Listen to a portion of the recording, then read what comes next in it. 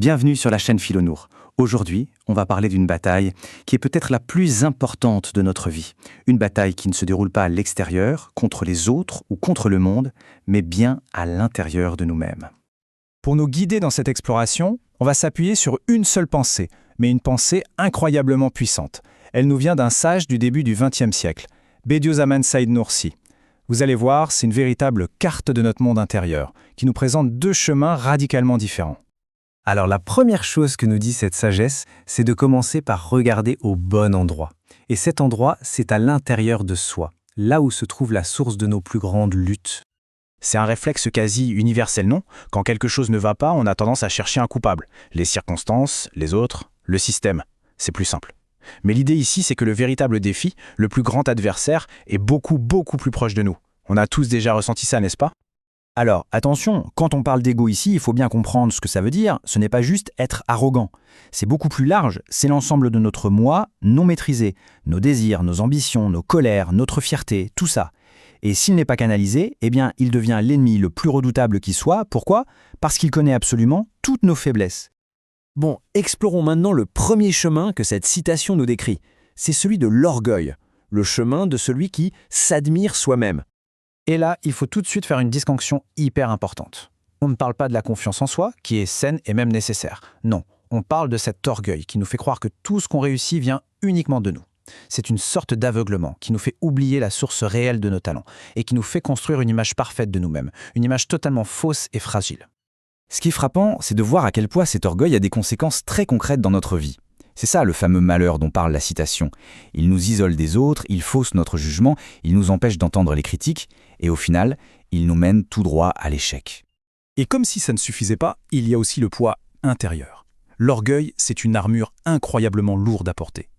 Ça crée une tension permanente, un besoin d'être sans cesse validé par les autres, une insatisfaction constante. C'est épuisant. C'est ça, l'état de difficulté intérieure. Heureusement, il y a une alternative. Et c'est là que ça devient vraiment passionnant. On va maintenant explorer l'autre voie, le chemin de celui qui ne s'admire pas. Là encore, il faut éviter le malentendu. L'humilité, ce n'est absolument pas se dévaloriser ou se rabaisser. Bien au contraire, la véritable humilité, c'est avoir une vision juste et honnête de soi-même. C'est connaître ses limites, bien sûr, mais aussi reconnaître ses talents, tout en sachant qu'on n'en est pas l'unique propriétaire. C'est une force immense. Alors, comment on y arrive ? C'est un vrai parcours. La première étape, c'est d'accepter ses faiblesses sans honte.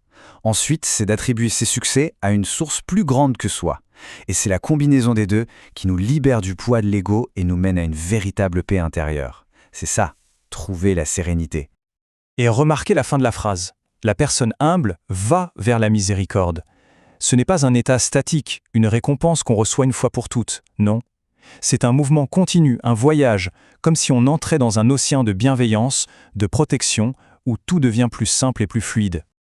Tout ça, au final, ce n'est pas juste de la philosophie abstraite, loin de là. C'est en fait un outil extrêmement pratique. C'est une véritable boussole morale pour nous aider à naviguer dans la vie tous les jours. Quand on met les deux chemins côte à côte, comme ici, le choix semble évident, non? D'un côté, l'état d'esprit « tout est grâce à moi » qui est lourd et mène au malheur. De l'autre, mes talents sont un cadeau qui est léger et mène à la sérénité. On voit bien que tout dépend de notre posture intérieure de départ. Ça nous amène à une question un peu paradoxale. Cet ego, est-ce que c'est forcément notre ennemi? Eh bien, s'il est laissé à l'état brut, oui, c'est notre pire adversaire. Mais s'il est éduqué, discipliné par l'humilité, il peut complètement se transformer et devenir le moteur même qui nous pousse à atteindre notre plus haut potentiel.